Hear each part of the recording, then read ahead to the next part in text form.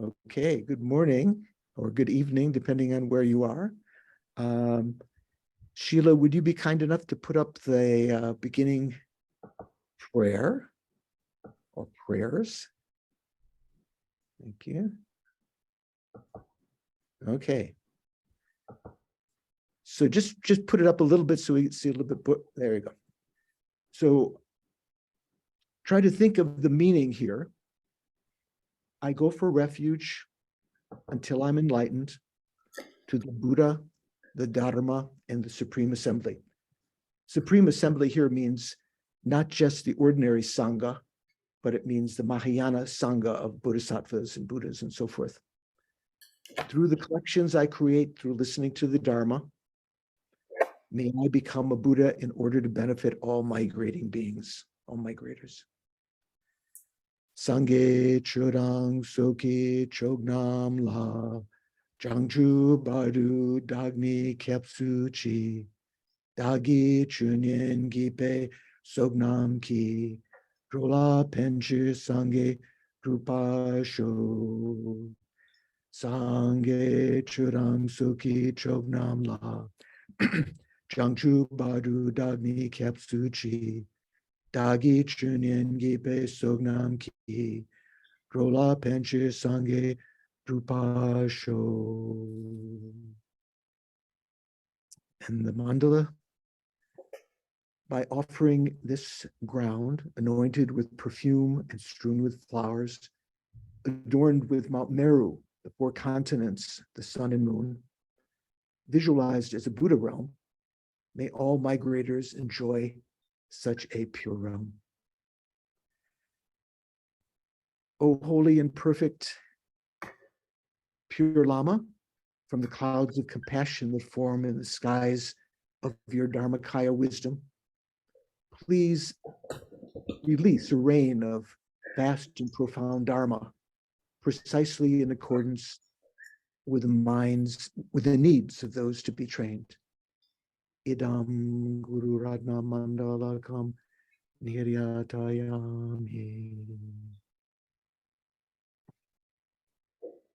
Thank you. Oh, good. I can see everyone this week. Worked. I have a question. Oh, yeah, Diana, yeah. There's a slight difference in wording in the opening prayers in this form from the one that I've been repeating as I originally learned from FPMT many years ago. Right. And there's a certain benefit to the thing that's engraved in your mind, you know, that the thing that comes to mind even when you are not quite awake or in great pain. Right. However, I accept that all of the slight changes in wording that you've instructed us with are very meaningful. And so I'm asking for the advice about what I'll call the cognitive cost of retraining my mind in that. Right. Good question.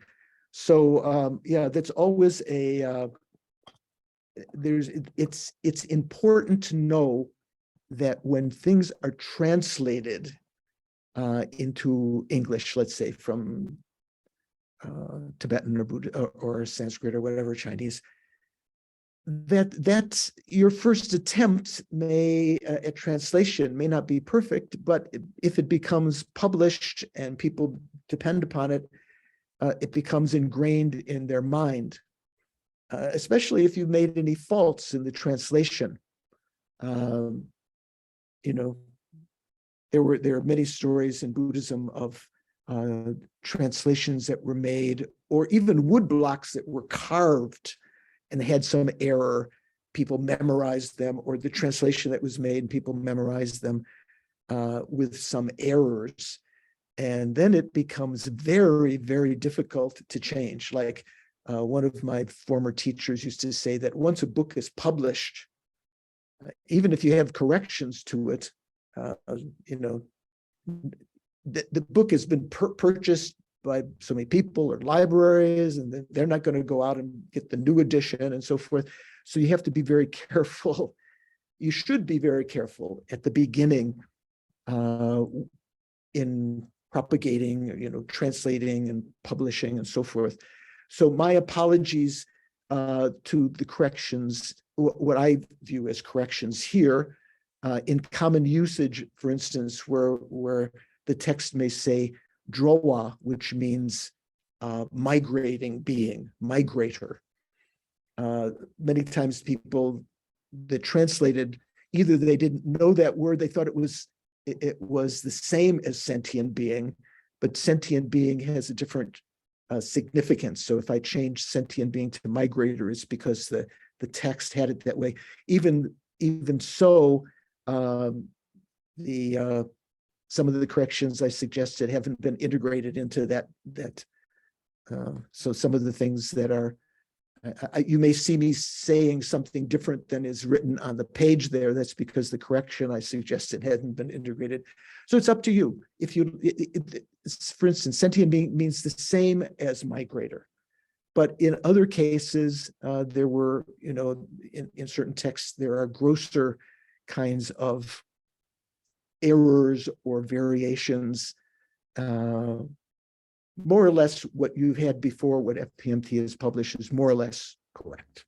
Okay, so just is whatever you find more easy and conducive to your mind is fine. I'm actually asking for advice because, of course, the easiest thing is to stay with what you've been doing. Yeah.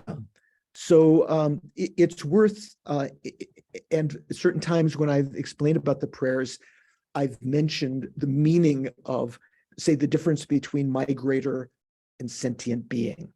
Say, for instance, not exactly the same. Migrator, let's say, a Shravaka or Pratika Buddha Arhat, are they migrators? What do you think, Stephen? If they are migrators. Tell me in words. Yes, Venerable George, I think they're migrators. Okay, so they migrate, they take Their own rebirth solitary without, karma, yes. they take rebirth in cyclic existence due to karma and delusion. Yes. Shravaka and Pratika Buddha arhats. Oh, they're No, they arhats. don't. They're No, I'm totally wrong. Like we said last time, the famous thing, I have done what has to be done. I will take no birth after this, meaning birth due to karma and delusion, uncontrolled. They can be awakened later by the Buddhas and they can take rebirth, but that's not uncontrolled rebirth. They ripen that karma due to their prayers. So they're not migrators, but are they sentient beings? Yes, they are. They're sentient beings. Okay, good. So there's a slight difference. They're not completely one and the same. They're not exactly synonyms. Okay. Hi, Rachel. I just saw you in Israel. No? Oh, okay. You're back. Okay. So anyone else have a question? Some good questions from Diana. Thanks, Diana. Oh, Ida. If someone is unmuted, I can hear them typing. Thank you, Venerable. Yeah, hi, Ida. Let's see. I had two questions. I think I forgot the first one. Well, the second one. Do hell beings, hungry ghosts, or gods have intellect or a brain? Whether they have brain, well, I don't know. Hell beings, I don't know.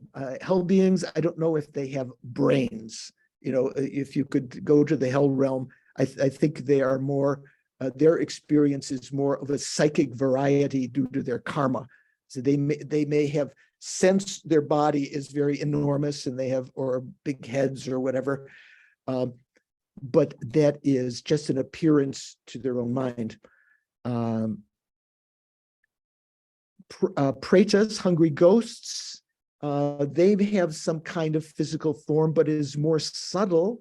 So I don't know if they have brains, but they all have minds, and therefore they do have intellect. Animals, for the most part, have some kind of brain. It's hard to know whether some humans have brains due to the statements that they make nowadays, but the assumption is that they have brains. Gods of the desire realm are also of a more subtle variety of the desire realm. I'm not sure anyone who's conversant with Abhidharma, I don't know if they have physical brain, brain matter, but certainly the gods of the formless realm don't have brains because they don't have gross bodies, but they do still have mind. So that's indicative of the fact that mind is not, was it isomorphic? I don't know. If you have a coextensive with having a brain, you can have mind without having a brain. Okay. So we could say that sentient beings are mind possessors. That's one way of translating it from the Tibetan, the way that the Tibetans translated the word sattva, which from different, we talk about vajrasattva or bodhisattva, but sattva in general means sentient being. When you talk about vajrasattva or bodhisattva or something, the sattva has someone who has a courageous mind, not just a mind. But in general, the Tibetans translated sattva into Tibetan as semchen, possessor of mind or having mind. So plants are not considered to be sentient because plants do not have minds, unless one of you would like to argue the case. Generally, stones do not have mind, trees do not have mind, plants do not have mind. So they are not sentient beings, and they're not migrators either. So they do not have Buddha nature.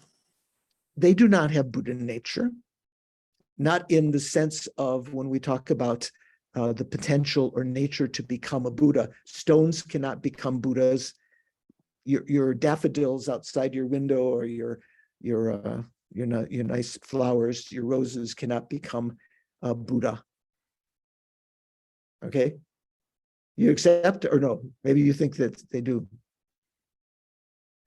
Some people think that certain plants, contention in Indian philosophy, because the sunflower would turn its head during the day following the sun and so forth, that it must have mind. But these kinds of occurrences can be explained, in the same way, let's say for instance, a certain sensor can turn your solar panel to always face optimally toward the sun. That doesn't mean it has mind.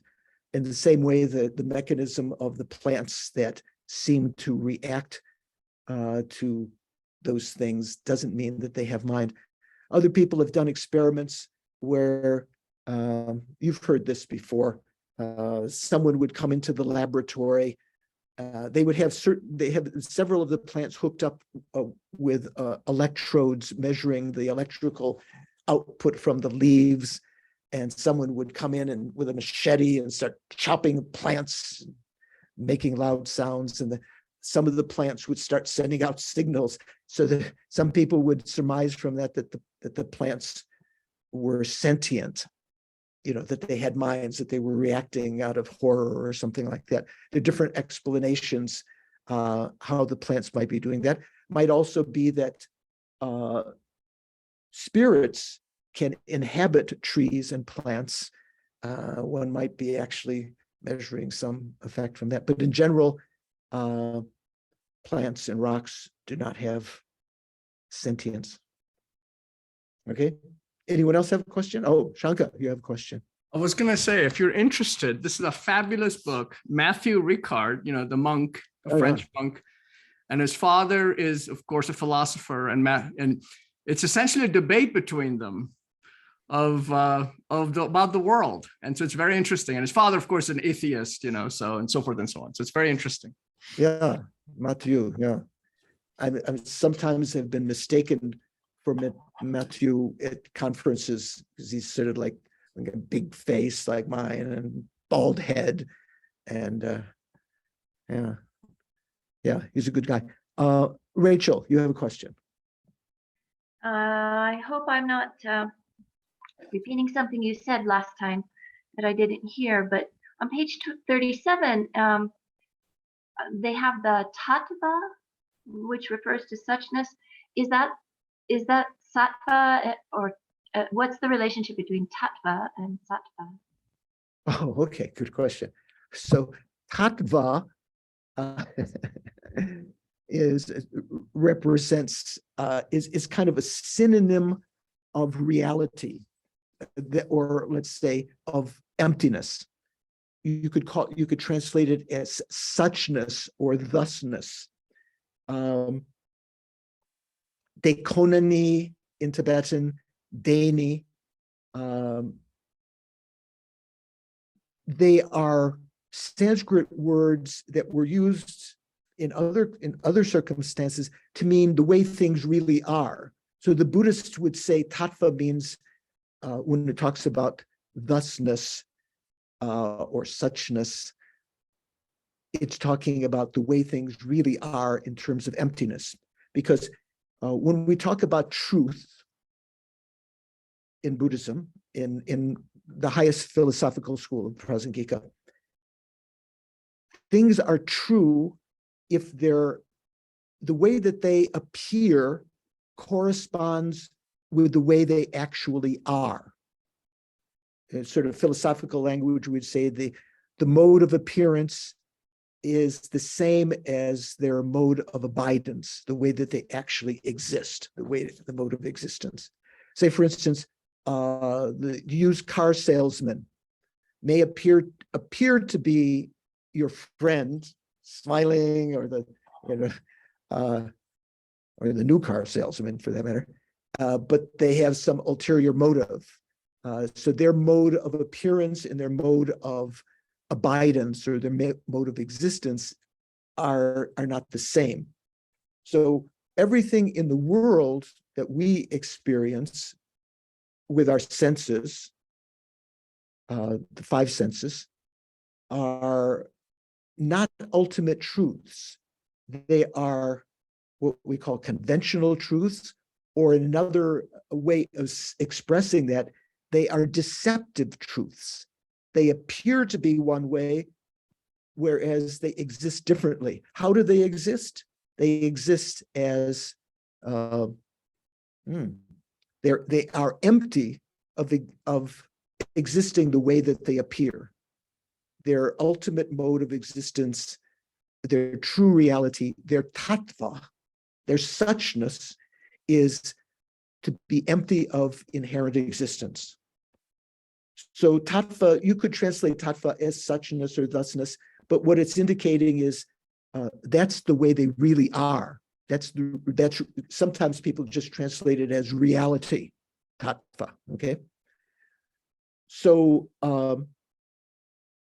and those of you who heard me earlier mentioning to Paul, this, I guess before the recording started, I've recently, one of my Dharma friends provided me with the Sanskrit of the first 5 chapters of this text, of Chandrakirti's text, the Madhyamaka Vatara, the Bhasham, his auto commentary.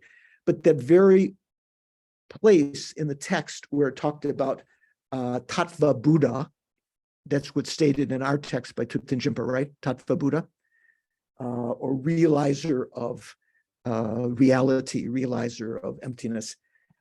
That of all the folios that were missing, that was the only full folio that was missing from the text that talked about that. So I wasn't able to check exactly what that was. But in general, what that means is the Shravakas and the Pratika Buddhas and the Bodhisattvas once they become Aryas, and of course, when the Shravakas become Arhats and the Pratika Buddha become Arhats, when the Bodhisattvas become, well, even on the 8th level, they are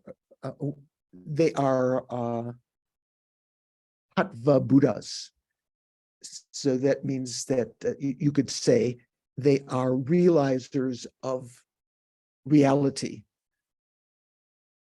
Simply hearing about emptiness and understanding it intellectually, I don't know if that would be called tatva Buddha.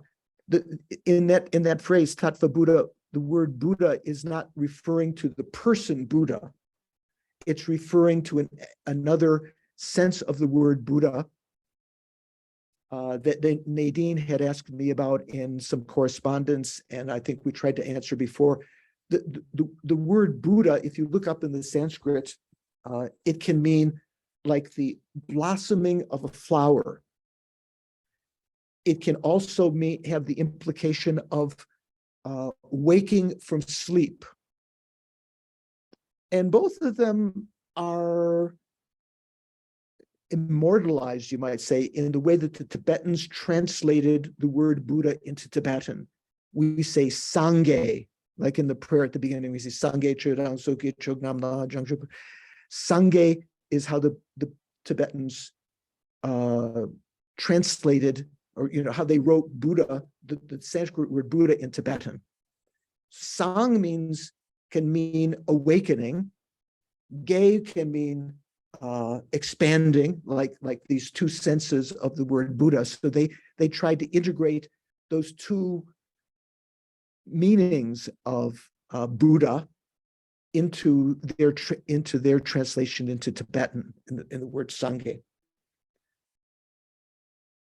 So does that help, Rachel? Maybe there's some, your question was a little bit oriented differently. Is that answer?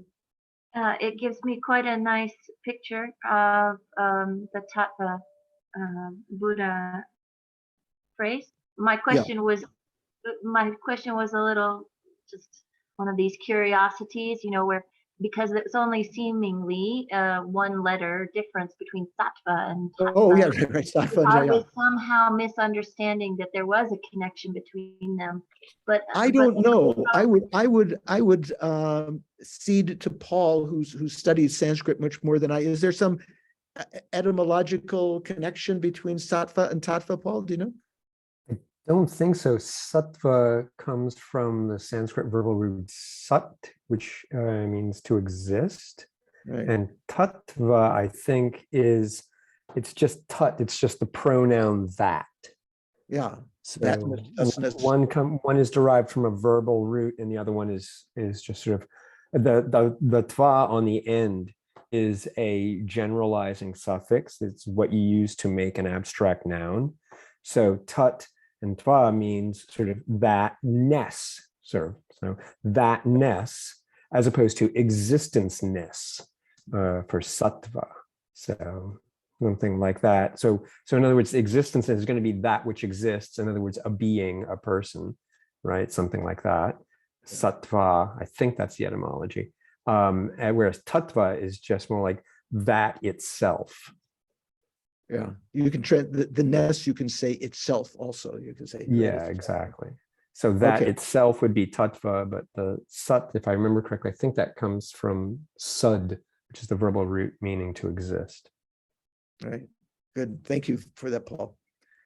So I hope, Rachel, that helps a bit. And Diana has her iconic hand up. Someone's iconic hand. If you have time for this, you were speaking a few moments ago about the definition of things being true if the way they appear is the same as the way they are. And we're all familiar with the binary of conventional and ultimate reality.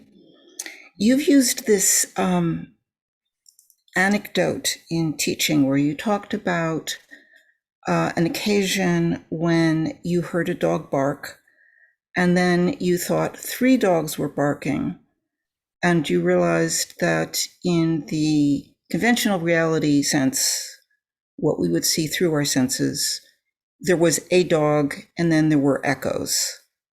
And I want to know if there is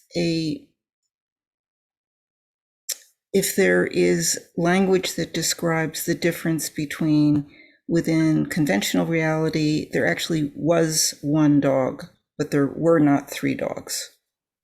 Right. So there's a large section in the text, or a section, I'm going to say how large, later talking about correct conventional truth and distorted conventional truth.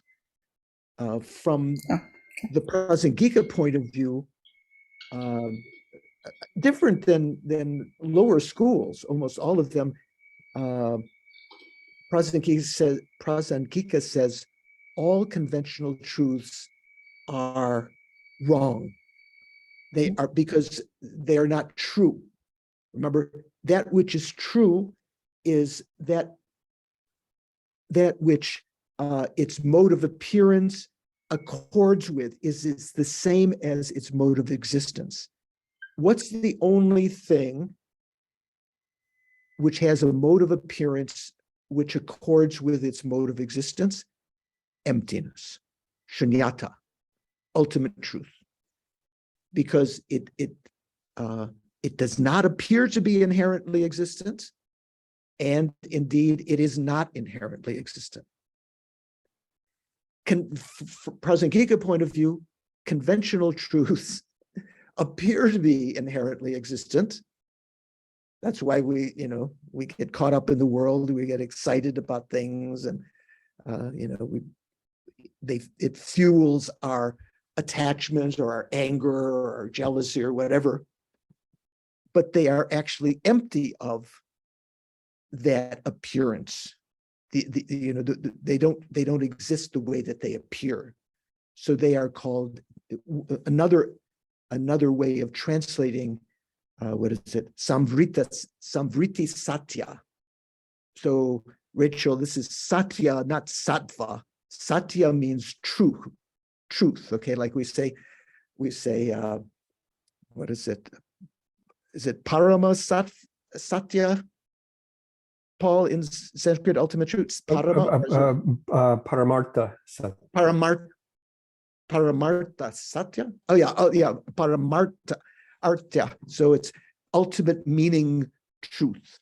We say Dondam Dempa in Tibetan. The Samvriti Satya, what we often translate as conventional truth, and I think it will come across in our studies in this text. Chandrakirti gives different etymologies of it. Sometimes we say it is conventional truth.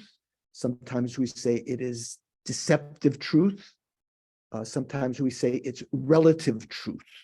They're different kinds that all come from the same prefix there, samvriti. So the general sense, well, all of them have relevance when you talk about conventional truths. They're relative truths. They're truths that are considered to be relative to situations among human beings, let's say, or animals. They are conventional truths because they are verified by or accepted by the conventions of the world. They are deceptive truths, or as Jeffrey Hopkins wrote in one of his books, he'd like to call it truths for a jerk. Kunsop Dempa. That's how one of the translations in Tibetan for conventional truth is. Kunsop means completely covering, Dempa, truth, which obscuring reality, because your adherence to that appearance obscures your perception of the ultimate nature of the phenomena. If I'm looking outside at the tree, the appearance and my adherence to that appearance, my belief in that appearance as being true, that obscures me from seeing its ultimate true nature, its emptiness. So I don't know, again, Diana, does that, I noticed in Rachel's, I'd forgot her original intent. Maybe I've got off from what your initial question was. Does that answer your question, or is there some point I didn't get to? Yes, it does. And I won't take more time, but I'll say there's a lot of correct Buddha Dharma teachings that overlap a lot with some aspects of useful psychology. And one of the areas in which the Venn diagram overlaps is the understanding of how actively we create, and this is in the Western sense, that we create reality by how we perceive the story we tell ourselves about raw fact. And so that, I think, is sometimes an interesting or perhaps accessible way into Dharma for people who are interested, is to talk about how we do generally accept that things look different depending on the state of mind and the history you bring to it. And right. That's not the same thing as ultimate truth, but sometimes it's a little bit of an entry ramp. So that's why I was sort of asking about that category. What was the word you used? Aftermath? Entry ramp. Entry ramp. Okay, good. Yeah. Thank you. Yeah, there's analogous things there. You can see in the political situation now, people looking at yesterday's Supreme Court decision, depending on their state of mind and so forth. Yeah, sorry, I seem to cause some anguish just even mentioning that.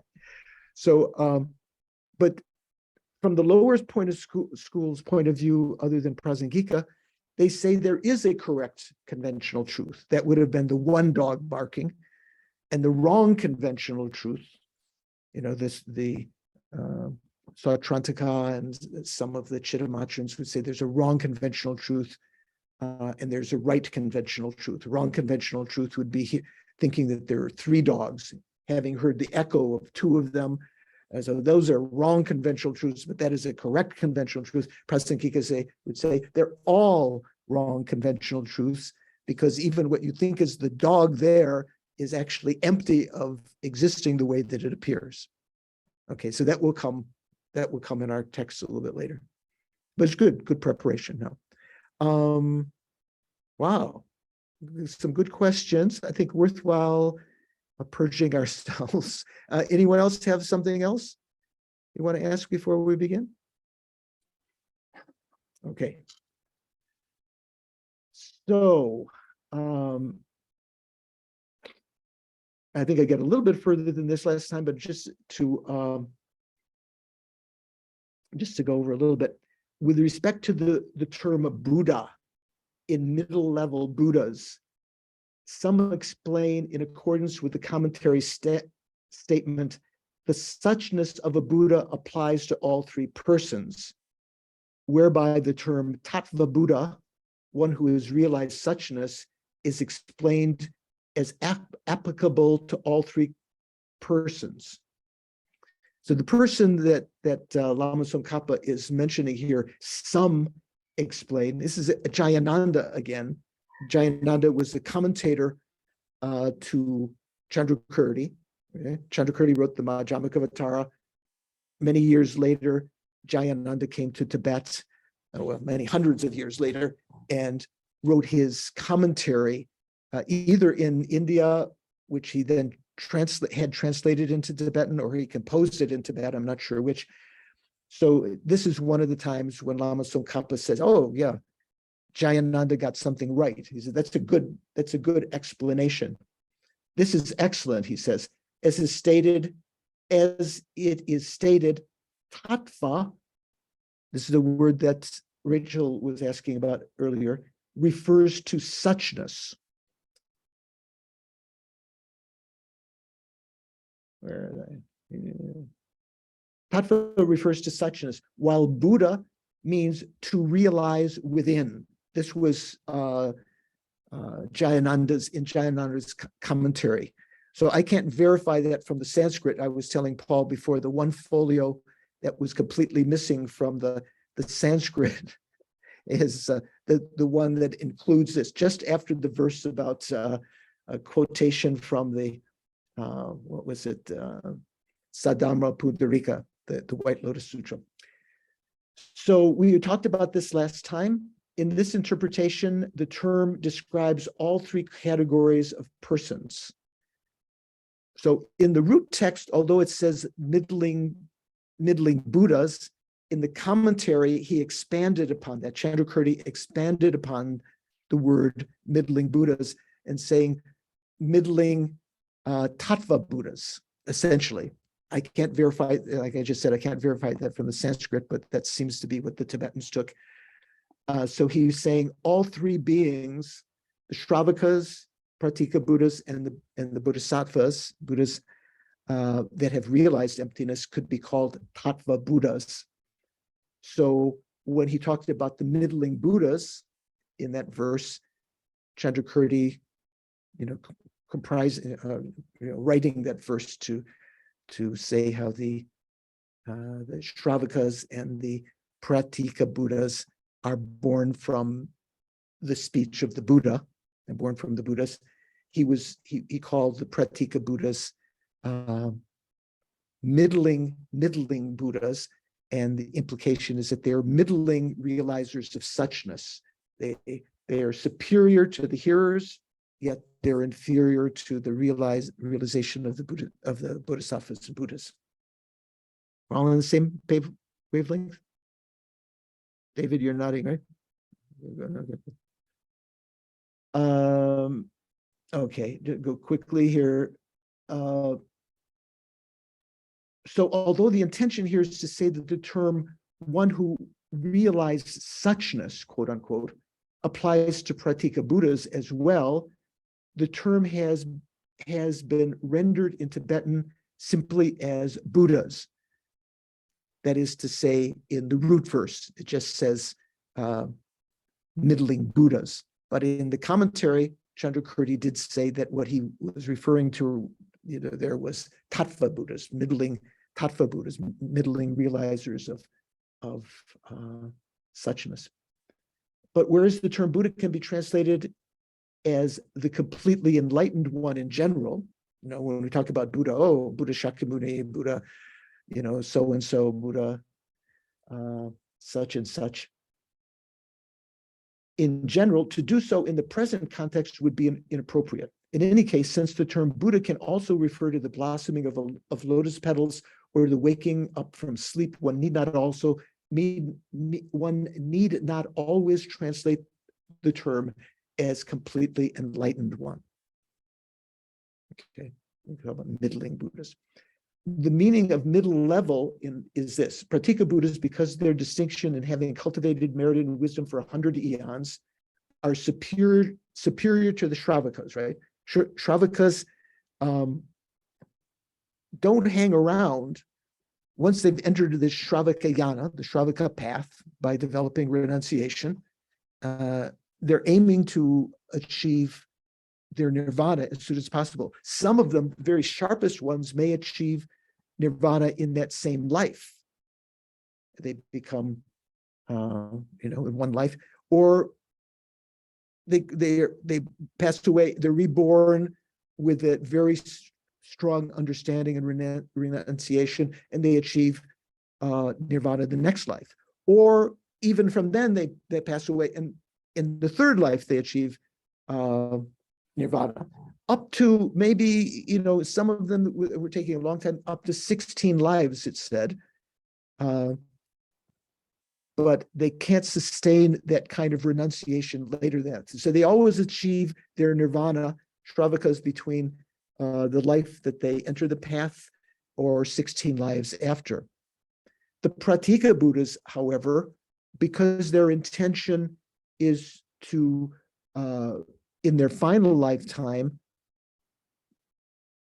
make their realization by themselves alone, without other teaching Buddhas existing at the time, or even Shravakas, as we'll see later. They want to be alone, solitary realizers. They have to accumulate an incredible amount of merit for up to 100 eons. So they have a much different kind of knowledge and accumulation, accumulation of merit and wisdom than the Shravakas. So they are superior to the Shravakas, yet they don't have actual collection of merit and wisdom as the Bodhisattvas do.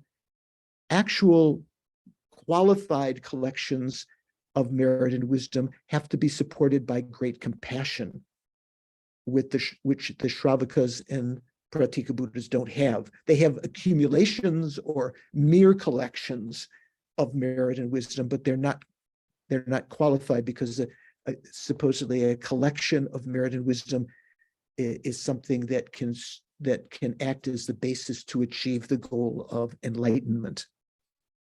Okay, we talked about this last time, but just since they lack the dual collections of merit and wisdom, they lack the great compassion that extends to all beings at all times, and they lack the complete knowledge of all aspects of phenomena. In other words, they lack omniscience that the Buddhas have. However, they are inferior to the Buddhas. They are thus of middle level, or middling, or whatever you'd like to say. How else do we say that in English? If you're going to buy steak, you don't want to get the cheap one, or the most expensive one is too expensive. What's the middle one called? Acceptably mediocre. Mediocre. Yeah, then we could call them mediocre Buddhas. Okay. Mediocre Buddhas.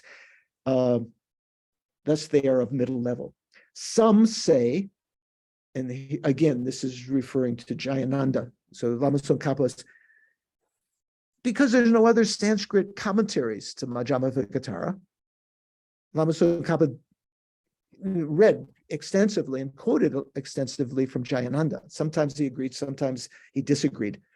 Like he said just a minute ago, he gave kudos to Jayananda, although he didn't mention his name, in saying that this meant a realizer of suchness, someone who realized within the meaning of suchness for Tatva Buddha.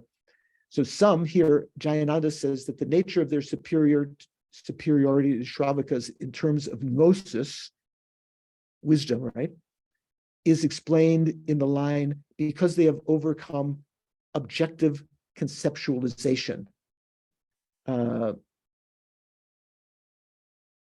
or because they abandoned the conception of objects.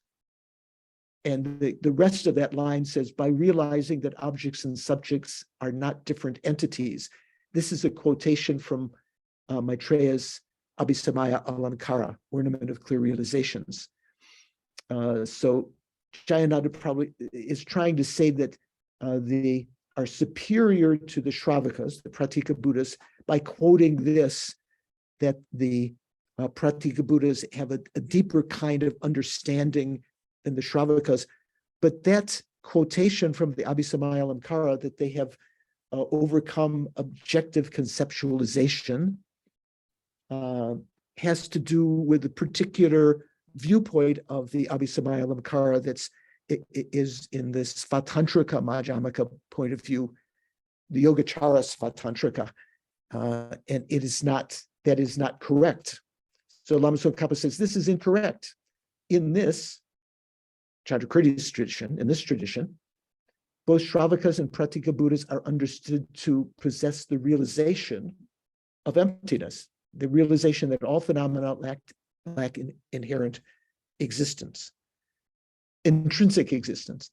Furthermore, the one who makes this assertion above, which is Jayananda, appears to himself uphold this very tenet of Chandrakirti. That is, later in Jayananda's text, he does say that therefore the commentary describes Pratika Buddhas as superior in their advancement in wisdom superior, meaning they're ever enhancing progression on the path. Oh, I skipped an idea here. So furthermore, the one who makes this assertion, that means Jayananda, commenting on Chandrakirti, appears to himself to uphold this very tenet of Chandrakirti. So if you were to, I have the electronic edition, so I can look at note 67 easily just by clicking on it here. And it says, so Khapa is pointing out an inconsistency in the position of Jayananda. He is saying that Jayananda, who explains that Pratika Buddhas have a higher realization of suchness than Shravakas on the basis of the line from the ornament of clear realizations, is a follower of Chandrakirti, and thus must uphold the tenet that both Shravakas and Pratika Buddhas possess the wisdom realizing emptiness. So, so the meaning in the Madhyamaka Vatara that Lama Tsongkhapa is explaining, how the Pratika Buddhas are superior to the Shravakas in terms of wisdom or gnosis, is superior, meaning they're ever enhancing progression on the path. They are, they have deeper clairvoyance, they have deeper insights into things, because they've accumulated merit for so much longer than the hearers. Furthermore, the one who makes this assertion, oh no, okay, they immerse themselves in the accumulation of merit and wisdom for 100 eons. Shravakas, on the other hand, are incapable of sustaining such a prolonged cultivation of the path. We've talked about that before, right? They might be able to prolong their cultivation of the path up to 16 lifetimes, but after that, it's difficult because they have to have renunciation, giving up pleasure. It's just like someone, you know, you try to get your son or daughter to go to summer school every single summer. They might do it for a couple of summers, but at some point they can't give up, you know, summer camp or rollerblading or whatever. So they can only do it for a certain amount of time. What do you think, Richard? You have your hand on your face. Does that ring a no? Okay, you don't have children. Okay. I'm good. Okay. Although the term collection, the Sanskrit word is samsara, may apply to merit and wisdom in general, the primary referent of collection here is as stated in the Clear Words commentary. Okay. Clear Words is I think that's how he's translating. Clear Words is the Prasana Pada. Let me make sure. 68. Oh no, this is in the commentary of Haribhadra. So the Abhisamayal Amkara that was transmitted from Maitreya to Asanga, that we have one of the 5 texts of Maitreya, the quotation was given above.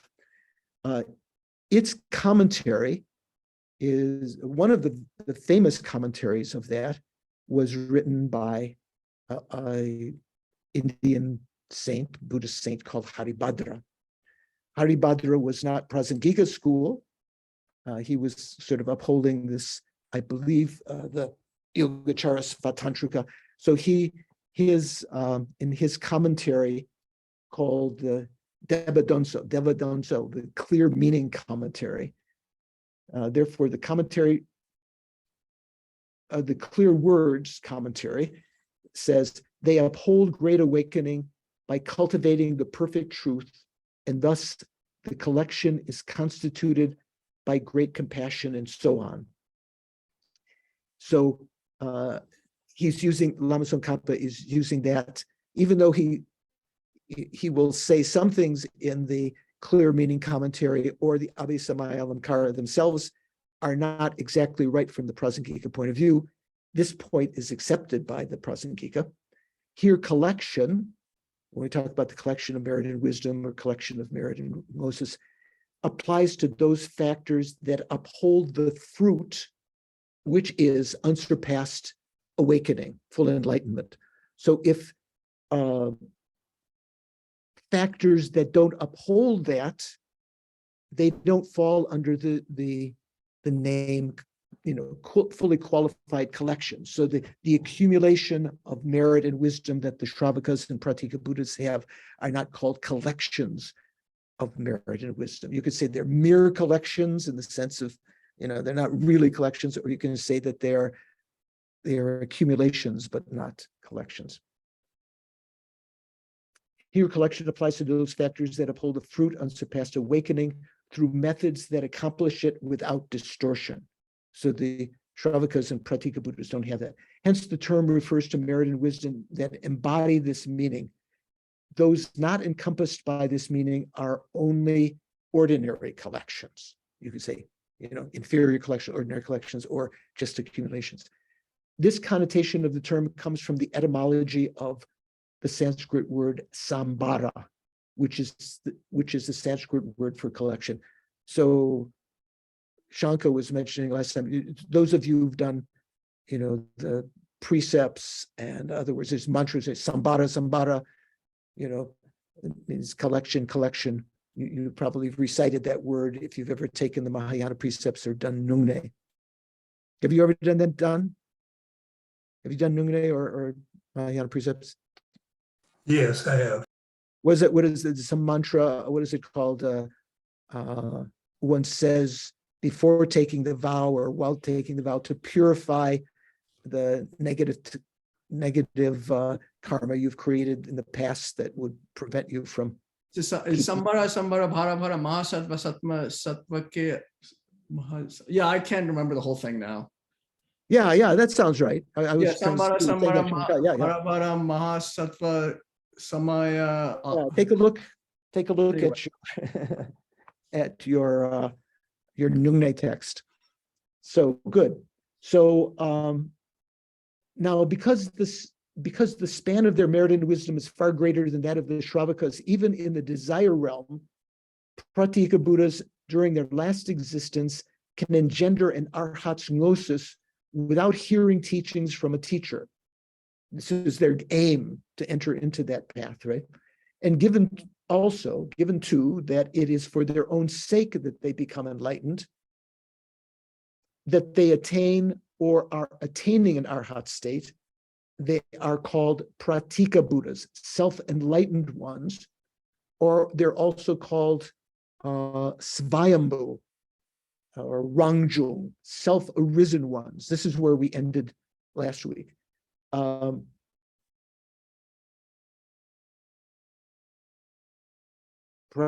Buddhas. So Pratika Buddhas would mean, if you took the word Buddha there to mean realizer, that's the origin, that's why we translate solitary realizer, because pratika means solitary. Not all Pratika Buddhas are completely solitary. There are these two groups, right? Some that are like rhinoceros and some that they congregate together in small groups, but they're solitary in the sense that they want to achieve their realization alone in their last lifetime. So in regard to this, I got out my big, this dictionary? I don't know if I can hold this. This is the Princeton Dictionary of Buddhism, Robert Buswell and Donald Lopez. I recommend it highly if you'd like to know a lot of things. So I'm going to read you a little section here about Pratika Buddha. We're here. So it pulls together several of the things that we're talking about. Pratika Buddha, in Tibetan Rang Sangye, is also the Japanese and the Korean and the Chinese. In Sanskrit, individually enlightened one, or solitary Buddha. So you could take pratika meaning individual, they do it by themselves, or solitary Buddha. A pratika Buddha is an arhat, so he's taking it, we would say someone is on the pratika Buddha path, pratika Buddha yana, even before they become an arhat. he's taking the term Pratika Buddha to refer to the end state, an arhat who has become enlightened through his own effort without receiving instruction from a Buddha in his final lifetime. Unlike the perfectly enlightened Buddhas, Samyak Sambuddha, the Pratika Buddha refrains from teaching others about his experience because he has neglected to develop the same degree of great compassion that motivates the Samyak Sambuddhas. So this is another characteristic that hasn't been mentioned in our text so far about Pratika Buddhas. In general, they don't teach with words. They may, by their very actions, inspire others. Their behavior may, I think it even mentions here somewhere.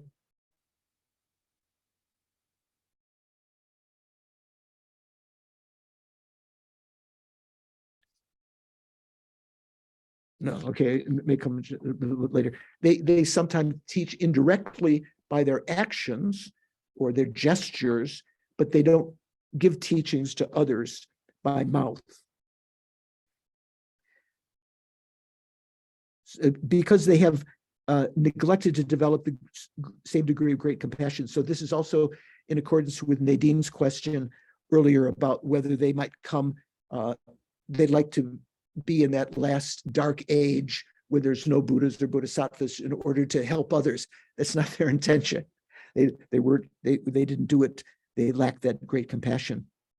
Even though he does not teach others, he may still guide by example. Yeah, this is what I was looking for, or through the use of gestures. Even though he does not teach others, with words. Pratika Buddhas are also distinguished from those who achieve the goal of arhat via the Shravaka path, because Shravakas are unable to achieve enlightenment on their own and must be instructed in the principles of Buddhism in order to succeed in their practice. A Pratika Buddha is also distinguished from the Shravaka by means of the duration of his path. The Pratika path is longer because he must accumulate the necessary amount of merit. You know the word for merit? Punya, right? Punya. Like in the White Tara mantra, Om Tari Tu Tari Turi, Mama Aya Punya Jnana Pushtam Purir Sora. Anyone recite White Tara mantra? Stephanie, of the mantras that you recite, do you recite the White Tara mantra? So, Om Tari Tu Tari Turi, Mama means my, Mama Ayur, that means Ayur means lifespan. Mama Ayur Punya means merit. Mama Ayur Puni Jnana means Yeshe means Moses, wisdom.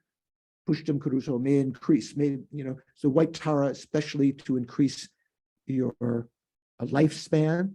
This is one of the long life deities, your merit and your wisdom. Many Tibetan lamas used White Tara as opposed to Manjushri as their principal deity to accumulate wisdom.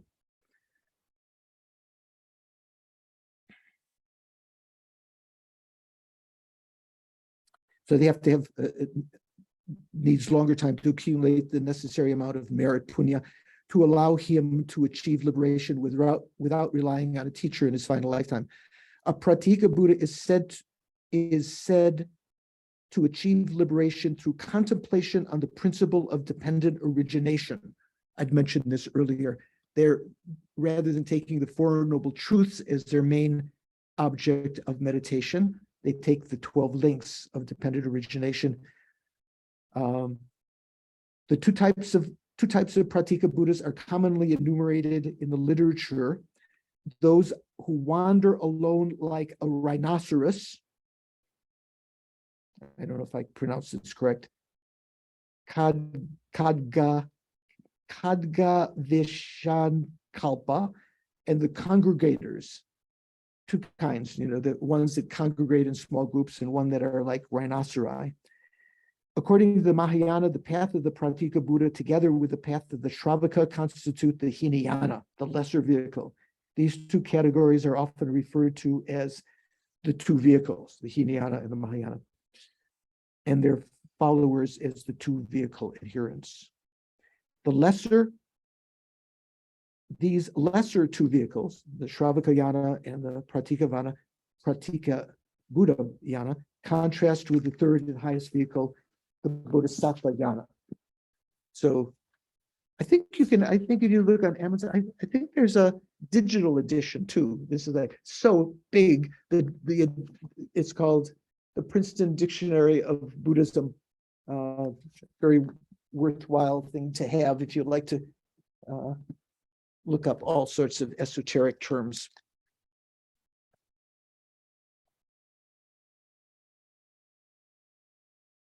So they are called Pratika Buddhas, self-enlightened ones, or solitary realizers. They're also called self-arisen, Swayambhu. So I mentioned last time about these two great Chaita, these two great stupas in Kathmandu Valley, Bodhinath and Swayambhunath. Swayambhu means self-arisen. Mentioned some stories about that. Then the term sage, here's translated sage, Muni, like Shakyamuni, may generally apply to Shravaka and Pratika Buddha arhats. Not just to anyone on the stage, but once they become arhats, Shravaka arhats or Pratika Buddha arhats, they can be called munis. Controlled ones, another way of translating muni is control, so forth. But since they are not sovereign amongst sages, they are not the lord of sages, they are not the moon Indra, the word meaning powerful one.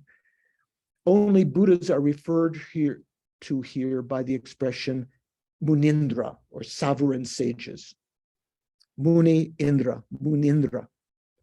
Buddhists have attained the highest mastery of truth, which cannot be excelled by Shravakas, Pratika Buddhas, or even Bodhisattvas. And it is the Buddha's sacred words that enable the three persons to master the Dharma. So this verse that we were saying, the Shravakas and the Pratika Buddhas are born from the Munindra. So here it's pointing out that the Shravaka Pratika Buddhas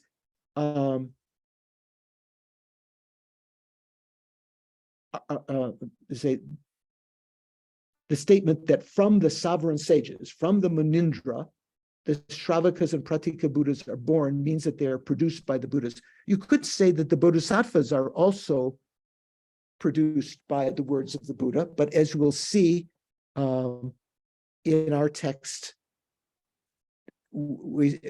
especially because one of the names for the Bodhisattvas is the Buddha's children, the Jina Putra, the sons of the conqueror, right? Or the children of the conqueror. Still, in this verse, it says the Bodhisattvas are born from great compassion, non-dual awareness of emptiness, and bodhicitta. So there's a little bit debate that's coming up about that. One might ask, there's a qualm, in what way do sovereign sages produce Shravakas and Pratika Buddhas? Right? They said they're born from the sovereign sages. They're born from the Buddhas.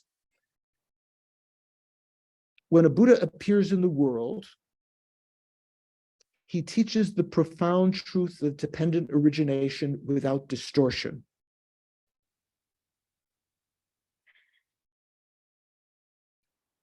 Tibetan says, Tendel Sabmo Chinjima Lopa Tumba. He teaches without distortion the meaning of dependent arising, the profound dependent arising. Shravakas and Pratika Buddhas listen to this, reflect upon the meaning of what they have heard, and meditate on the meaning of what they have reflected upon. So this is talking about the succession of wisdoms. There are three kinds of wisdom. Usually we talk about the wisdom that has arisen from hearing the teachings, wisdom of hearing. Or you could say reading also. It doesn't mean you have to physically hear. You can, you read a book, you say, oh yeah, that makes sense. You get a certain degree of wisdom. When you then investigate that, you contemplate that, which you've heard, check whether it makes sense, you develop a deeper type of wisdom called the wisdom arisen from contemplation. Once you've come to conclusion, from the wisdom arisen from contemplation, you meditate on that single pointedly. You hold that single pointedly, leaving a deep impression in your mind. That's the third kind of wisdom here, the wisdom arisen from meditation. Although when you do contemplation, sometimes we call that meditation. I'm doing meditation on death and impermanence, or I'm doing meditation on the 12 links or something, the Four Noble Truths. That's actually contemplation. When we talk about the wisdom arisen from meditation, it has a particular meaning of meditation, that you are single-pointedly concentrating on the conclusion you gained through the wisdom arisen from contemplation. A lot of words. What do you say? Make sense? Violet, what do you think? If you press your space bar, you can unmute. Really lots of words. Yeah, lots of words. Does it make sense? Need to contemplate. You have to have you have some contemplation. Good. Okay. So that's natural. If you read ahead, and then during the class, when I go over it, they'll maybe a little bit more clearer in the future. Anyone else have any thoughts about this? Judy Zabriskie in Wisconsin. How is it making sense? Is it too complicated? Press your space bar to unmute. You have to press your space bar. The thing on your keyboard. Okay. Press and hold. There you go. Little by little. Okay. So anyone have anything they want to question about that? Okay. So Shravakas and Pratika Buddhas listen to this, reflect upon the meaning of what they've heard, and meditate on the meaning of what they've reflected upon. Through this process, Shravakas and Pratika Buddhas realize their wishes in precise consonance with their aspirations. It is in that it's from such sovereign sages the two are born. They are produced from the sovereign sages. So you can say they're born from the Buddhas. Why are they born from the Buddhas? Because their realizations come about from listening to the perfect teachings of the Buddha, which they integrate. They listen, they contemplate, they meditate, they make those realizations. So another qualm. One might wonder, many from the Shravaka lineage realized enlightenment in the very life in which they hear the teachings from a Buddha, right? The Shravakas, not all of them, some of them take 2, 3, 4, up to 16 lives, but many of them achieve their nirvana in the life that they hear the teachings from the Buddha. Whereas those of the Pratika Buddha lineage do not actualize enlightenment, their enlightenment, meaning their nirvana, in the same lifetime that they hear from the Buddha. It must be incorrect, this qualm is thinking, it must be wrong to say that they realize their wish based on study, reflection, and meditation on the basis of being taught by a Buddha. What's this qualm? Because they don't get it right away. They don't achieve their goal in that lifetime. Well, even some of the Shravakas don't in that lifetime. They have to later. So this person is this qualm, this thinking, or some argument is being made that it must be wrong that they achieve their wish, their goal based on that. So Lama Tsongkhapa says, Kyun me. Kyun means fault. Me means no. There's no fault. Or as Jimpa translates it, this is not a problem. What did Arnie say in Terminator? No problemo. Wasn't it? No, there's something else. this is not a problem. Some among the Pratika Buddha lineage, having gained expertise in the realization of the ultimate truth from listening to a Buddha's revelation of dependent origination, may not attain a Pratika Buddha nirvana in the same life in which they hear the teaching.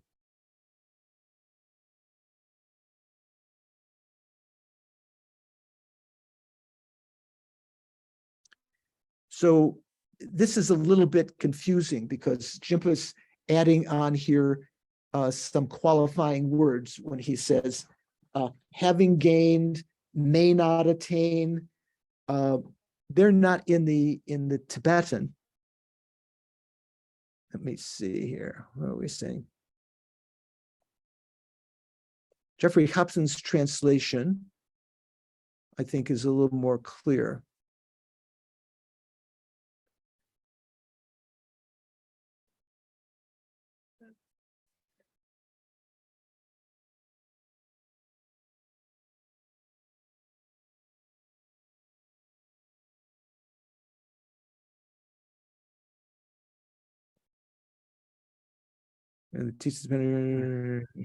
Objection. Although many, Lama Jeffrey Hopkins' translation of this phrase is, although many of the hearer lineage, Shravaka lineage, actualize enlightenment in the very life in which they hear the doctrine from a Buddha, those of the solitary realizer lineage do not do so. Therefore, it is incorrect that their aims are fulfilled through hearing, thinking, and meditating on the meaning set forth by the subduer kings or Manindra, the Buddhas. So his answer is also the same. There's no fault. Jimba says there's no problem. Okay, Kyunmei, there's no fault. Some bearing the lineage of solitary realizers become skilled in cognizing the ultimate just by listening to the teachers setting forth dependent arising. However, they do not attain the nirvana of a solitary realizer in just that life during which they hear a doctrine, right? Takes them 100 eons. Still, a solitary realizer practitioner to whom a Buddha teaches dependent arising will definitely achieve nirvana in another life. An example of this is a person's accumulating an action, the effect of which must be experienced, but not in the same life as when they accumulated. So what is this talking about? Jimpa's text says, just as someone who has accrued a definite karma, but does not experience its fruit in the very life in which it was accrued, will definitely experience it in some later life. Like that, the seeker of the Pratika Buddha state to whom a Buddha revealed dependent origination may not attain nirvana in that very life, but will definitely attain it in a subsequent life. Whoa, okay. Richard has his hand on his brain again. Oh, no, okay. So what is this talking How about? I think. What? That's how you It's think? just how I think. Yeah. I lived in Philadelphia sometime near the Rodin Museum. There's this famous, I think that the thinker is more like you have your hand now, right? Stephanie, what are you thinking? So when I read this, what my impression was and continues to be, and maybe incorrectly, that it has to do with, past lives and the accumulation of good merit, maybe, I thought, is why the Pratika Buddhas have to take time to reach that point, whereas a listener may have an accumulation of merit, not even understanding that they've got all that going for them. But it's probably not correct. No, that's not right. My Italian mudra. So what's talking about here? Just as someone who has accrued a definite karma, but does not experience its fruit in the very life in which it was accrued, they will definitely experience it in some later life, or as Jeffrey translates, how did I find here? a person's accumulating an action, the effect of which must be experienced. That means definite karma, but not in the same life as when it was accumulated. So what does that mean? When we create karma, right? We accumulate that karma. How does he translate it here? Accrued, a definite karma. Definite karma means a karma that will definitely be experienced sometime. What kind of action is that? That usually has to have four factors. You have to have an object. You have to have an intention. You have to have the proper action. Say, for instance, if you were killing someone, there has to be a sentient being. You can't create a definite karma to experience, say, rebirth in hell and so forth by killing a stone or killing a plant, because it's not a sentient being. There has to be a proper object. There has to be intention. There has to be the action, and there has to be the completion of the action. You've heard of this in terms of karma, right? Before? We're talking about definite karma. So if you have those factors, you've created a karma which must be experienced, but not necessarily in the same life. In fact, very, very rarely in the same life. Most of the karma that we create, we leave imprints in our mind, karmic instincts, karmic seeds. They may remain in our life for many, many years. I would say many years, many lifetimes, many eons before they ripen. We may have seeds in our mind to be born as dinosaurs, but because there are no, even in the next lifetime when we die, there's no, in our world system, there are no dinosaurs, so that seed may not ripen for a long time, but it's definite to ripen sometime. This was talking about. So when we create karma that's definite to ripen, definite karma, he's accrued definite karma, but does not experience its fruit in the very life in which it was accrued, that person, even though you don't experience the result of that in the life that you created and collected the karma, you will definitely experience it in some later life, right? Because it's a definite karma. It's like that imprint in your mind is of such a quality that it will definitely bring a result. There are other kinds of karmic seeds in our mind that are not definite to be experienced, but they might be experienced. Say, for instance, if you're walking on the sidewalk, talking to a friend, and you step on some ants, some little worms or something, you create karma. You've maybe killed them, but it is not definite to ripen because you had no intention to do so, and so forth, right? Follow? So those seeds are also in our mind stream. Those may not ripen at all. They're not definite to ripen. Only in certain circumstances might those kinds of things ripen, like the famous story of Nagarjuna. In many, many lifetimes before, when he was a person cutting grass with a scythe, or cutting rice or plants with a scythe, he inadvertently cut off the head of an ant, not without intention. And it's said that karma was on his mind stream. You know this story? Anyone know this story I'm telling about? Violet, okay. Violet, tell the story. Oh, you said you knew this story. Okay. I didn't mean to put you in a, okay. So at a certain point, one of the kings that Nagarjuna had very close relationship with, he wrote some of his texts as letters to that king. That king had passed away, and how does it go? The prince wanted to succeed the father. Maybe the father had not died yet. So I guess the story was that the king would not die until Nagarjuna died. The prince wanted to become king, so he went to Nagarjuna and said, "Please die. I want to become king. And Nagarjuna, out of his compassion, weighed all the circumstances and realized that he had a indefinite karma that he'd created in a previous life by slicing off the head of an ant. So he made prayers that would ripen, and was able to slice his head off with a blade of serrated grass. So very definite circumstances.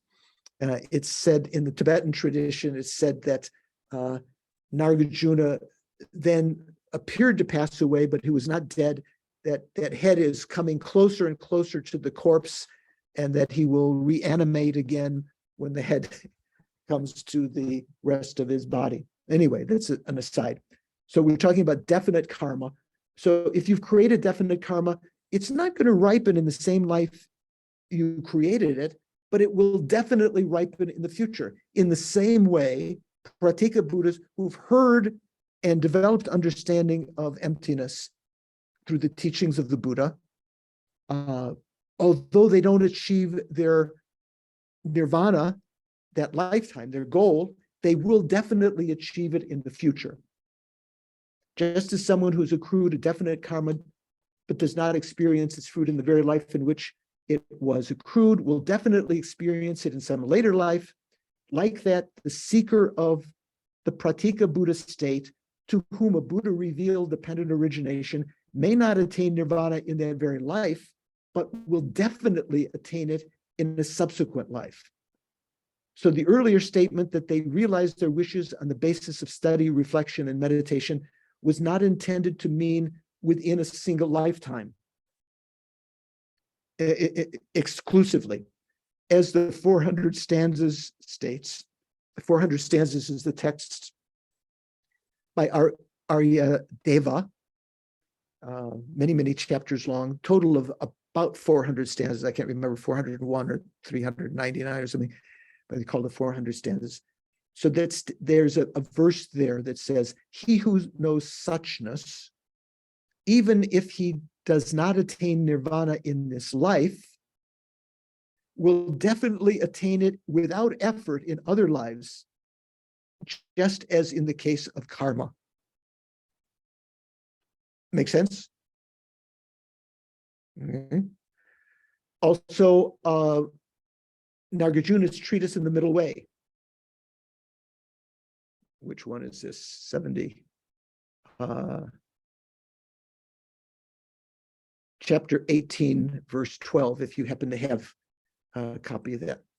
When the fully awakened ones do not appear, and the Shravakas are no more, remember we were talking about the Pratika Buddhas, they don't come when there are fully awakened ones in the world, when there are none arisen, none appearing, and the Shravakas are no more.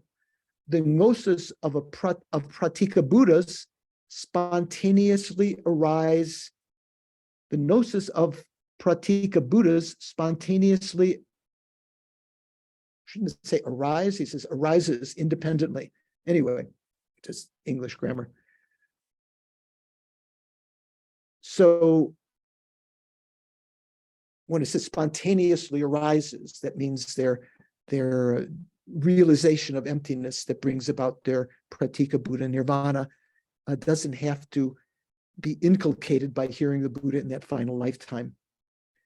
They appear at a time when there are no teaching Buddhas, no fully awakened ones that are not appearing in the world, and there are no Shravakas either.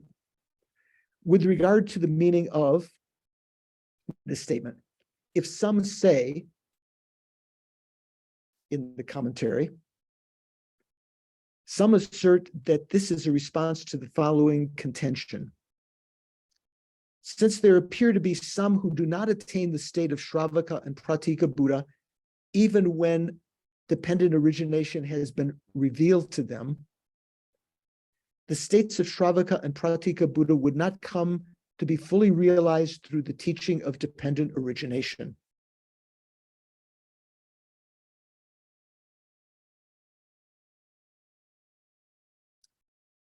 So when he's saying some assert, that's talking about Jayananda. Jayananda's commentary to the Madhyamaka has that kind of qualm. Others, this is referring to other Tibetans, interpret this as a response to the objection, if enlightenment is the fruit of a Buddhist teaching, then this fruit should come about the moment one has put into practice the meaning of the unborn nature of dependent origination. But this is not the case. In the future, too, it will not produce such a fruit. And Lama Tsongkhapa says, these explanations stem from a failure to understand the context. The context here is how sovereign sages, the Buddhas, Munindra, produced Pratika Buddhas, where there is the greater doubt, and it is this doubt that needs to be addressed with special emphasis. These commentators have failed to do. So that, again, a little bit complicated sounding, right? So Jeffrey Hopkins, this section, Jeffrey Hopkins writes, one, namely Jayananda, where he says it's some in Jimba's text, asserts that this section of Chandrakirti's commentary answers the doubt. Someone might have a doubt, so this section that Chandrakirti wrote is answering this doubt. It is seen that through dependent arising, though dependent arising is taught, some do not achieve the state of hearer and so forth. Thus, hearers and so forth do not fulfill their aims through hearing, teaching of dependent arising. Other, and Jeffrey Hopkins puts in parentheses, Tibetans, say that this answers the doubt that although it would be suitable for the effect to rise immediately after practicing the meaning of dependent arising and non-production, it does not. And therefore, the effect might not arise later either. I think Jeffrey Hopkins' translation is a little clearer.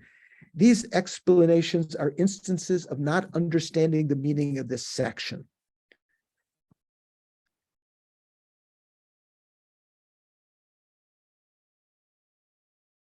Because there are greater doubts about the subduer kings, the Munindra, giving birth to solitary realizers. Doubts about this should be singled out and eliminated, but according to these explanations, Chandrakirti did not do so. So what Lama Tsongkhapa is saying here is that these other hypothetical doubts, that they think that's the reason that Chandrakirti wrote this section about how the Pratika Buddhas and the Shravakas arise from the Buddhas. Those doubts are unfounded. There's no need to worry about them. So I'm just going to read a little of this next section. We have a break next week, right? So we'll meet 2 weeks from now. So I'm just going to lay the foundation here. Try to read ahead 3, 4, 5 pages. Here, so we talked about the way the Shravakas and the Pratika Buddhas are born from the Munindra, from the Buddhas. The Buddhas teach, they listen, they contemplate, they meditate, they eventually achieve their state. If not that lifetime, in the case of some Shravakas, in the case of Pratika Buddhas, certainly not that lifetime, maybe 100 eons from now, but they will definitely give birth to that. Now, how are the Buddhas born from the Bodhisattvas? Because the verse at the beginning of Chandrakirti's text says the Shravakas and middling Buddhas are born from the Munindra. The Buddhas are born from the Bodhisattvas. So what's the meaning of that? Question, if hearers and solitary realizers are born from the subduer kings, the Munindra, from what are the Munindra born from? Right? Buddhas are born from Bodhisattvas. Now, if the Shravakas and Pratika Buddhas are born from sovereign sages, from whom did these sovereign sages come about? The fully awakened Buddhas are born from Bodhisattvas. One might object, are not the Bodhisattvas called the conqueror's children? What do you think, Kristen? What's the term? I mentioned that before. You know the term conqueror's children? No? They're I don't famous. recall. I remember you said it though. It's not literally that they're children. Right. They're not they didn't have a wife. The Buddha didn't have a wife. It's an epithet of the Bodhisattvas. The sons, or let's say the offspring of the conqueror, which means the Buddha. So we say Jina Putra. Jina means conqueror. Putra means son. In analogy to Rajaputra. Rajaputra was the name for prince, right? Raja means king, Putra means son. So what do we say, the crown prince or something like that, the Rajaputra. In analogy to that, we call the Bodhisattvas the Jina Putra, because having achieved bodhicitta, they have entered into the Mahayana lineage. They will become Buddhas. So they are like the Rajaputra. They are like the princes that are born. As soon as the prince is born to a king, they are revered by all of the ministers and the people and even the gods as, they are the future king. So in the same way, as soon as the Bodhisattvas develop bodhicitta, they are called the Jina Putra, the sons of the Buddha, or the sons of the conqueror, because they will eventually achieve that state, and they are revered by the gods, bodhisattvas, and other beings. So I'm going to leave there. We're going to continue that after 2 weeks. Anyone have any question about today?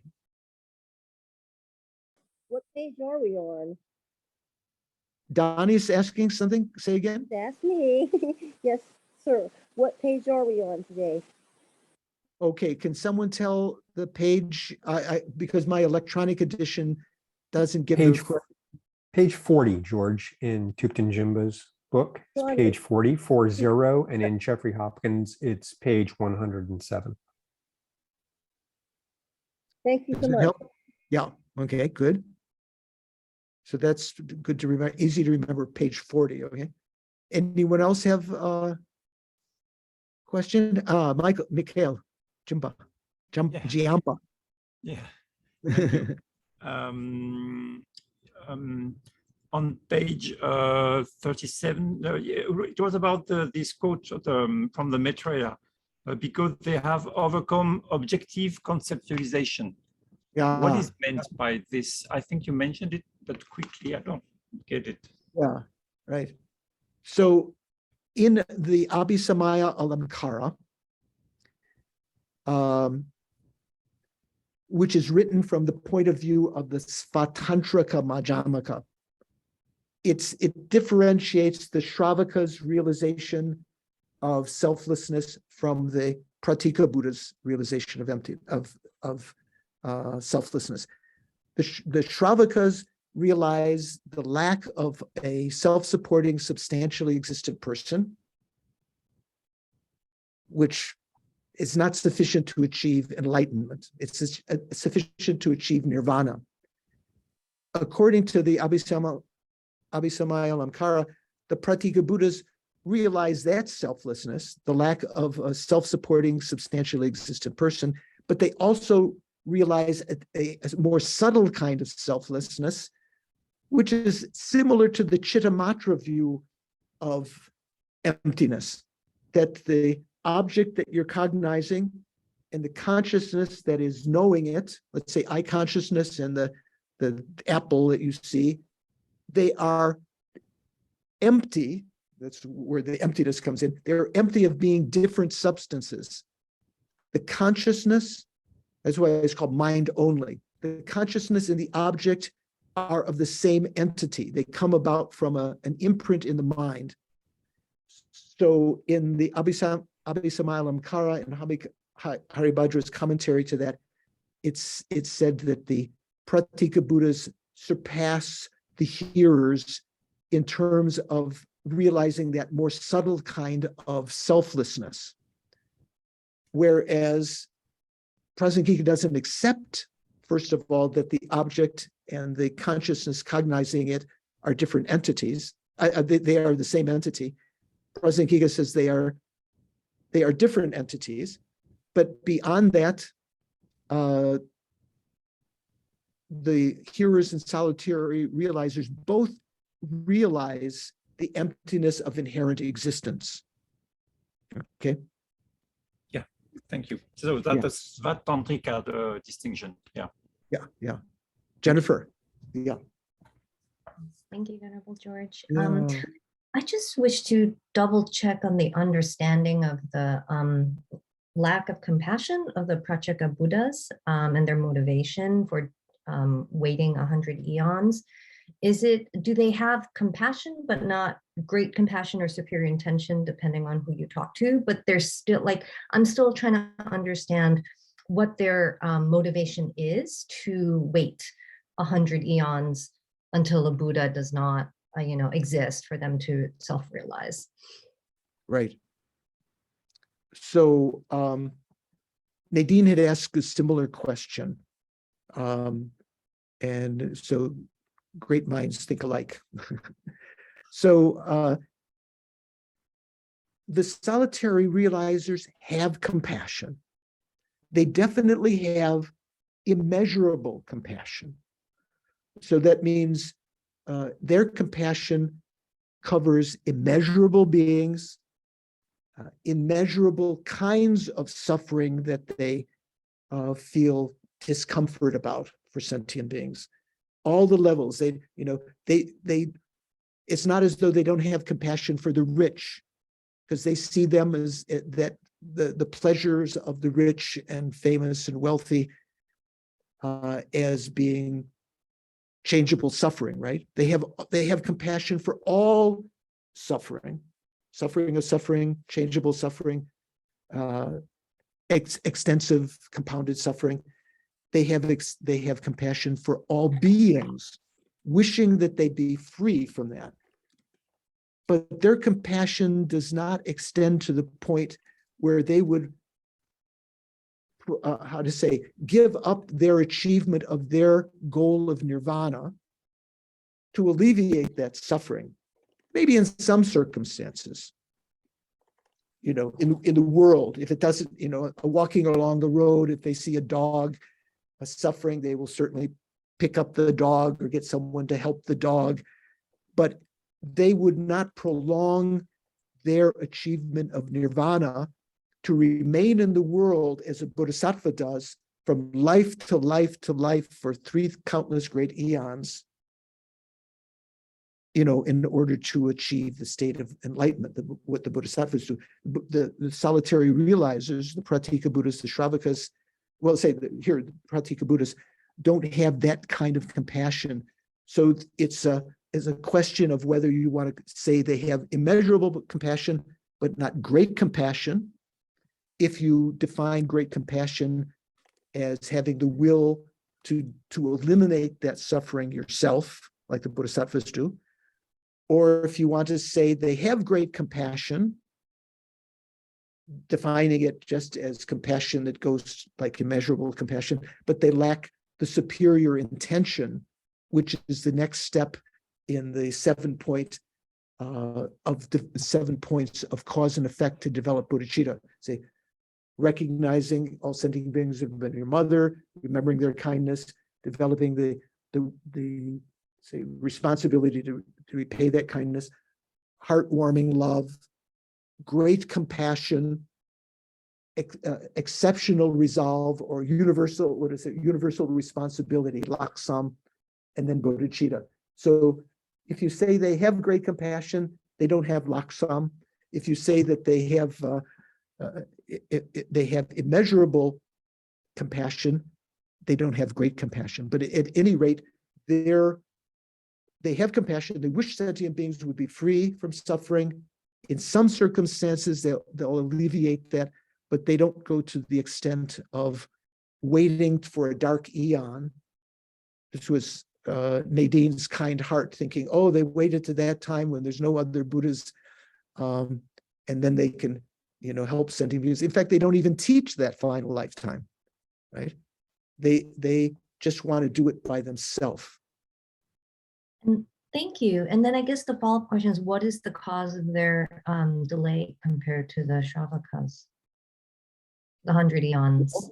In order to fulfill their wish of achieving the realization of nirvana without Buddhas in the world, in order to accumulate that, the oomph to be able to do that, they have to accumulate merit and wisdom for 100 eons.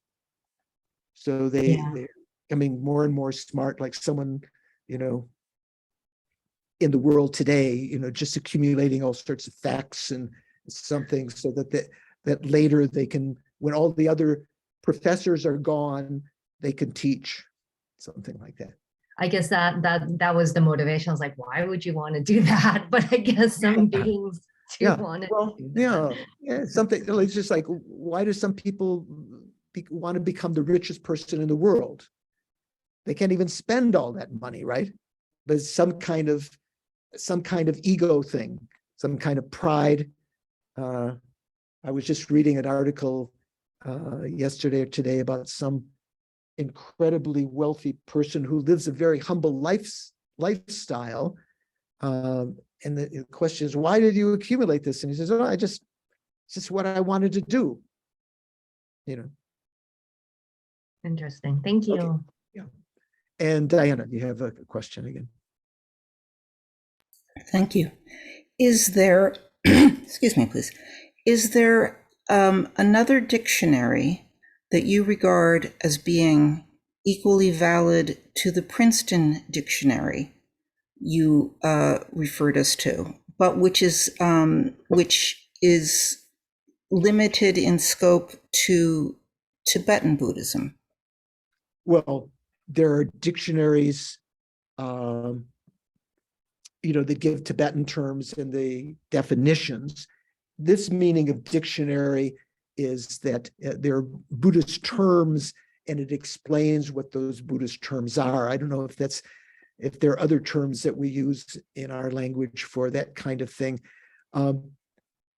I'll try to think, maybe some in the discussion group may know of some other kinds of anthologies of terms, like often at the end of FPMT prayers, there'll be a glossary. Maybe that's what people say. What does bodhisattva mean? What does hearer mean? And so forth. This is almost like a glossary, but this is, as you can see, this is really, really big, heavy. So maybe some other people know some other ones. Okay. Thank you. Yeah. And Shankar? So what level of compassion do Shravakas have? Well, Shravakas and Pratika Buddhas have immeasurable compassion. Generally, when we talk about the four immeasurables, you know what the four immeasurables are? What are they?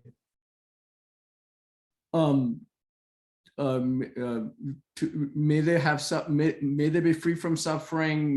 What are the names? Immeasurable joy, immeasurable love, immeasurable compassion, and immeasurable. What's the one I'm missing? Yeah, equanimity. So usually start with love, immeasurable love, measurable compassion, measurable joy, immeasurable equanimity, right? So those four are associated with the minds of the four states of the form realm. The first jhana, the first absorption, the second absorption, the third absorption, and the fourth absorption. So the Shravakas and Pratika Buddhas would develop those form realm states of concentration in their quest. And in general, maybe not everyone. And so they would have those four immeasurables. So they would have, amongst immeasurable love and joy and equanimity, they would have particularly immeasurable compassion.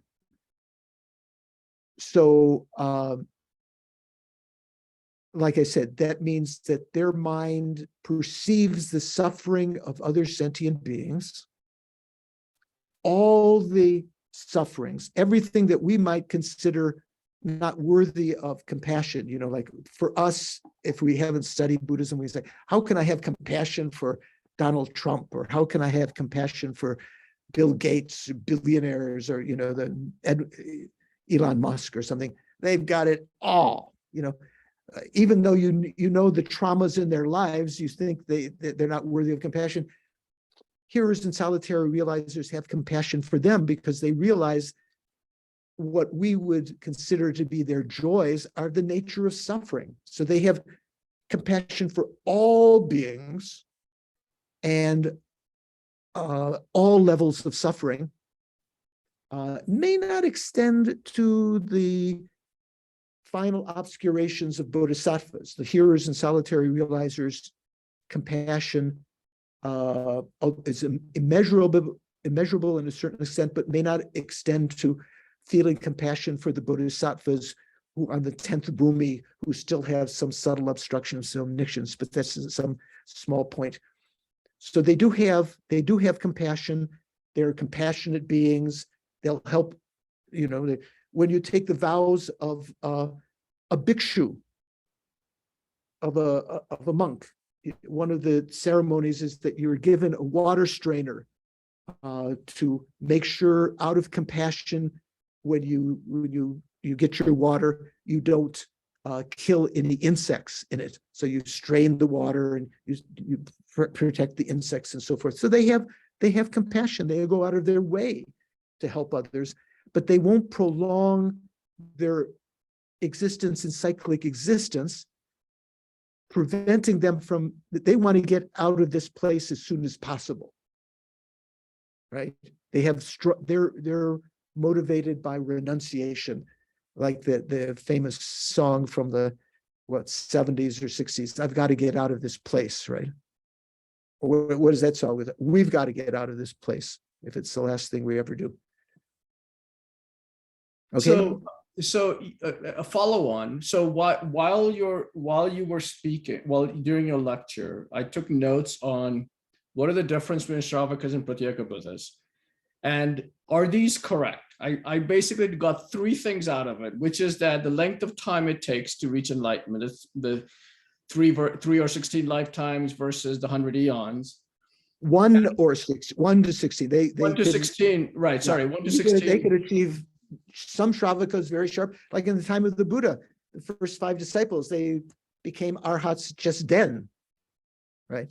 So 1 to 16. Pratika Buddhas take 100 eons. Right, and then the Shravakas use the 4 noble truths as the basis of their path, and the Pratika Buddhas take the 12 links of dependent origination. Yeah. Right. The Shravakas realize a lower form of empty or a self-sufficient, self-existent person, the non-inherent existence of that, right? No. The Shravakas and Pratika Buddhas have the same realization of emptiness. Okay. It's only the lower tenets who say that they have different realizations of selflessness. Oh, wait. They have the same realization of emptiness, and the lower tenets say they have, oh, I see. Lower tenets say that they have this different definition, really. Right. They like, say, for instance, some of the lower tenets say that the hearers realize the lack of a self-supporting, substantially existent person, and that is sufficient for them to achieve nirvana. Prasanghika would say, first of all, that's not possible. That is not sufficient to achieve nirvana, but the lower tenets believe it is. Some believe in the Svatantrika Madhyamaka, some believe the Pratika Buddhas have a superior, or maybe even Chittamatra, have a superior realization of emptiness to the Shravakas, in that they realize the emptiness of form, and form realizing consciousness as being different objects. That is to say, they realize that, again, Prasanghika would say is not the case. They realize that all phenomena are of the nature of the mind, mere mind, chittamatra. So Prasanghika say neither of those facts are true, first of all. You can't achieve nirvana by realizing the the lack of a self-supporting, substantially existent person. You can't realize, the fact that form and form realizing consciousness, from Pratika point of view, they are not empty of being different substances. They are different substances. Consciousness is one thing, external objects are something else, have their own continuum. So that those were the ideas of people that were being refuted in Lama Tsongkhapa's text. Anything else that's different between them? They both have the same four immeasurables. Is there anything else that you mentioned that's different? Well, yeah, the Pratika Buddhas accumulate merit for 100 eons. So they have deeper clairvoyance. Okay. They see the past and future to a larger extent than the Shravakas. I'd say maybe they have more, I don't know, more sort of gravitas, I don't know, more charisma. Okay. All right. Thank you. Yeah. Ida, one last question from Ida. Okay. Following what Shanka is saying, I was thinking, is the self-realization, the nirvana of hearers and is the what? Self-realization, the nirvana of hearers and solitary realizers different or the same? I mean, they have realized emptiness. I'm not sure what you mean by self-realization. The nirvana, once they reach nirvana, okay, is it different or the same for hearers and solitary? In one sense, say, is the realization, let me ask you this, is the realization of emptiness of a hearer and a Pratika Buddha and a Bodhisattva and the Buddha the same? In one sense, the same. They realize the same emptiness, but the supporting factors are different.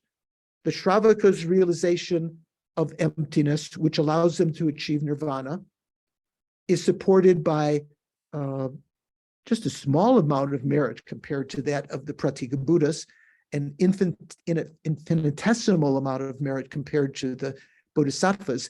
So their minds are more agile. So although we do say they achieve the Shravaka nirvana, where they become Shravaka arhats or Pratika Buddha arhats, the arhatship means that they have what's the word? Abandoned the obstructions to liberation. So in that sense, they're the same, but their minds are different. One is more merit, one has a deeper experience and ability to analyze and so forth. So they're not exactly the same. Okay? Yeah. Okay. So where's our Sheila? I guess Sheila here?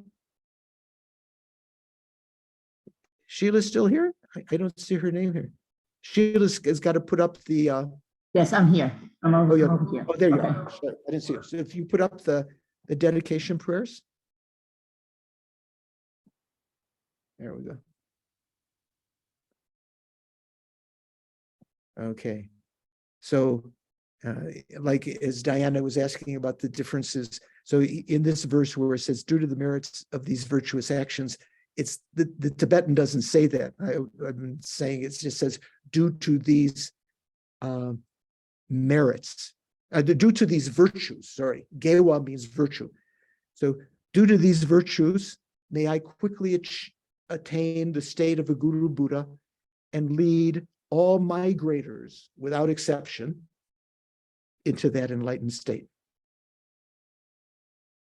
May the supreme jewel bodhicitta, the supreme precious bodhicitta that has not arisen, arise and grow, and may that which has arisen not diminish, but increase more and more.